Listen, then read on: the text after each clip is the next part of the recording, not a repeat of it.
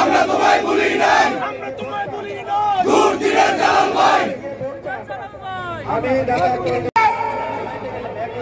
বিএনপির চেয়ারপারসন ভারপ্রাপ্ত চেয়ারম্যান জনাব তারেক রহমান একজনকে জানেন সিলের মনোনয়ন নির্ধারিত করেছে।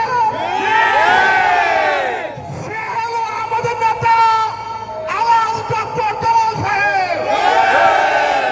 এখনো যারা মাঠে তারেক সিংহের ছায়া তলে আসেন না, আপনাদেরকে অনুরোধ করব অনতি বিলম্বে আপনারা তারেক সিংহের ছায়া তলে আসুন। অন্যথায় দল থেকে আপনাদেরকে বের করে দেওয়া হবে।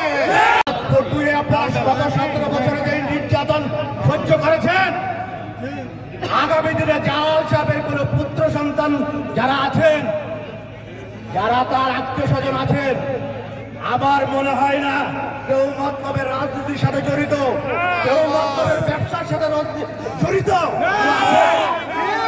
তাহলে আপনাদেরকে নির্ভয়ে বলতে পারি, ইনশাল্লাহ আগামী দিনের মতলবে কোনো চাঁদাবাজি থাকবে না,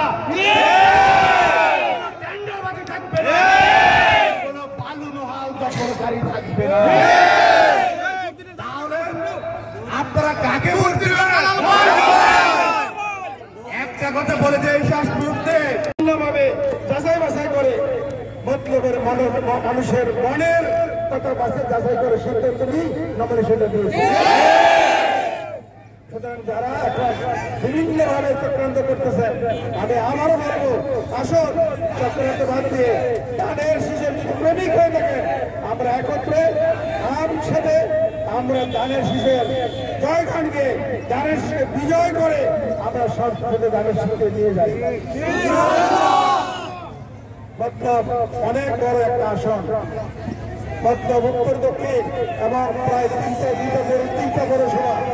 এখন এই পৌরসভার মানুষের মনের দাবি পূরণ করতে গেলে আপনাদের সকলের প্রয়োজন, শুধু জনগণের না, যারা মনোনয়ন করতেছে। যদি আপনারা আমাকে সংসদে পাঠান, আমি মনোনয়ন করতে সকলকে সাথে নিয়ে আমি এই মাটিকে উন্নয়ন করতে চাই।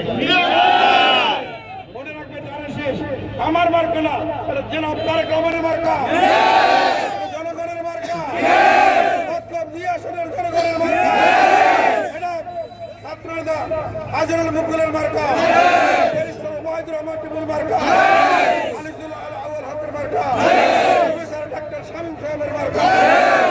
আমরা এই মার্কার প্রতি শ্রদ্ধাকে আমি আবারও আহ্বান করবো, মশা মশির না জানিয়ে ধানের জয়গান গান ঘরে ঘরে গিয়ে ভোট প্রার্থনা করুন।